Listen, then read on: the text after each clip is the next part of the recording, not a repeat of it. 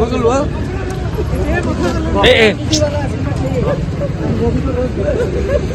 माटा भी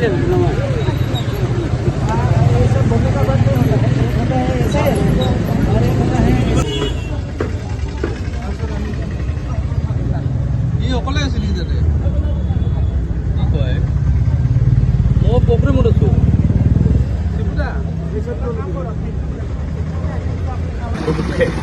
আমার সহকর্মী বন্ধু বান্ধবীসকলক মই প্রথমত নমস্কার জানিয়েছো और 9 বছর আন্তরিক শুভেচ্ছা জ্ঞাপিত করছো और আমার বিহু মাঘ বিহু আগে আছে মই ইন এডভান্স আপনার আন্তরিক শুভেচ্ছা জ্ঞাপিত করছো আজি এই যে দেৱাল লেখনৰ কাৰ্যক্ৰমটো আছে আপোনালোক জানে ভাৰতীয় জনতা পাৰ্টি কেম্পেইনটো আমাৰ নৰেন্দ্ৰ মোদী ডাঙৰীয়া যিদিনা আহিছিল সেইদিনৰ পৰা আমাৰ কেম্পেইনটো আৰম্ভ হৈ গ'ল এইটো দ্বিতীয় চৰণটো কেম্পেইন আমাৰ যি আছে ৱাল ৰাইটিং আমাৰ 126টা বিধানসভাত প্ৰতিটা সমষ্টিত আমি প্ৰতিটা বুথত 5খন মিনিমাম 5টা ঠাইত আমি এৰকম দেৱাল অংকন কৰিব লাগিব এতিয়া কথাটো আমাৰ চেণ্ট্ৰেল গুৱাহাটীৰ 3টা মণ্ডল আছে ভৰালিমুখ মণ্ডল শুক্লেশ্বৰ মণ্ডল আৰু আমাৰ বিষ্ণুপুৰ এই মণ্ডলত যিমান বুথ আছে প্ৰায় 200 বেছি বুথ আছে 200 বুথত আমি কৰিবই লাগিব এতিয়া 200 বুথত কৰিব কোনে আমি সব কাৰ্যকৰ্তা মিলি জুলি কৰিব লাগিব দুই ধৰণে এটা আছে এটা ডিজিটেল আছে আর এটা আছে ম্যানুয়ালি যেটো আজি আপনারা দেখা পালে এটু ম্যানুয়ালি আর আমার পার্টির পৰা এটা ডিজিটাল 60% আমি ডিজিটালি কৰিম 40% আমি ম্যানুয়ালি কৰিম এই 60-40 অনুপাতত আমি যেতিয়া কৰিব যাওঁ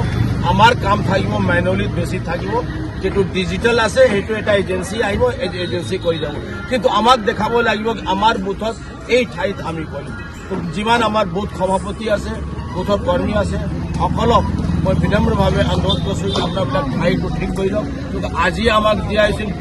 হয় ঠিকে কৈছে আপুনি আজি সমগ্ৰ অসমত মাননীয় মুখ্যমন্ত্ৰী ডাঙৰীয়াই আমাৰ খানাপাৰা চেণ্ট্ৰেল স্কুলৰ সন্মুখত যি দেৱাল লিখন দলৰ প্ৰতীক অংকনেৰে আজিৰ এই কাৰ্যসূচীটো দেৱাল লিখন কাৰ্যসূচীৰ আজি শুভাৰম্ভটো কৰিছে আৰু খানাপাৰাত আমাৰ ৰাজ্যিক সভাপতি মাননীয় দিলীপ শইকীয়া ডাঙৰীয়াও তেখেত উপস্থিত আছিল আৰু সমগ্ৰ অসমত আজি আমাৰ দেৱাল লিখন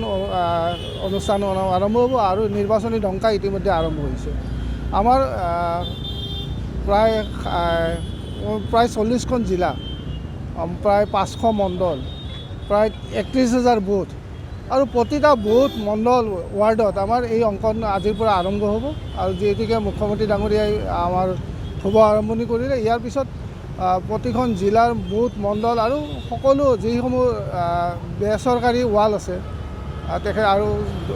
কাৰোবাৰ ব্যক্তিৰ তেখেতৰ পাৰ্মিশ্যনত আমি গোটেইবিলাকত আমি পদুম ফুল অংকন কৰিম আৰু দলৰ যি শ্লোগান আমি নিৰ্বাচনত কি কথা লৈ যাম এই কথাসমূহ আমি তাত প্ৰতিফলন হ'ব ইতিমধ্যে আমি চেণ্ট্ৰেল গুৱাহাটী সমষ্টিত আমি আমবাৰী যি আমাৰ মণ্ডল কাৰ্যালয় আছে আমবাৰীৰ সন্মুখত আমি LP স্কুলৰ সন্মুখত আমি অংকন কৰিছোঁ ইতিমধ্যে আমাৰ বিষ্ণুপুৰ অঞ্চলত এটা মণ্ডল আছে বিষ্ণুপুৰতো আনুষ্ঠানিকভাৱে এটা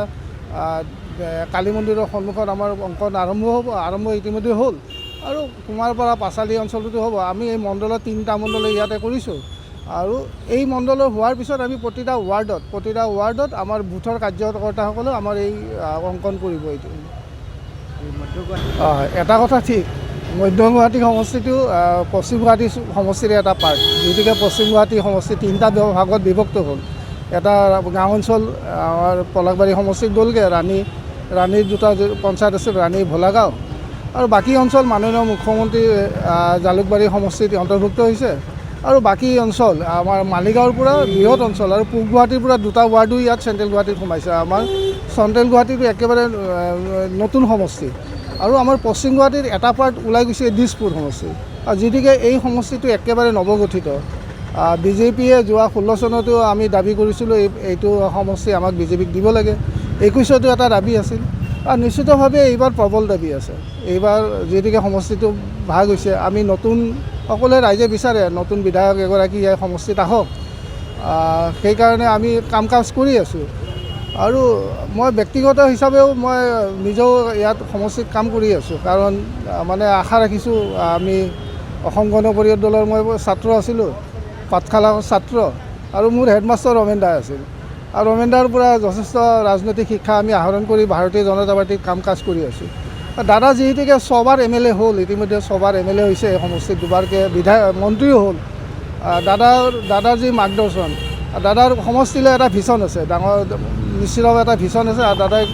সমষ্টি সম্পৰ্কত কাম কৰাৰ এটা মনো আছে তেখেতৰ। আৰু তেখেতৰ ভিছনটো আমি আগবঢ়াই নিবৰ কাৰণে দাদাই যদি শিষ্য হিচাপে আমাক আগবঢ়াই দিয়ে বা দলে যদি আমাক প্ৰত্যক্ষ কৰে, নিশ্চিতভাৱে আমি চেণ্ট্ৰেল গুৱাহাটী সমষ্টিত সমাজৰ ৰাইজৰ কাৰণে কাম কৰাৰ কাৰণে আগ্ৰহী।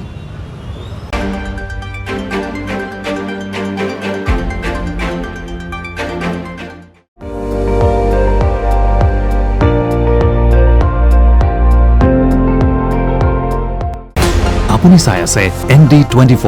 সৰ্বশ্ৰেষ্ঠ নহয় সৰ্বোত্তমৰ দৌৰ।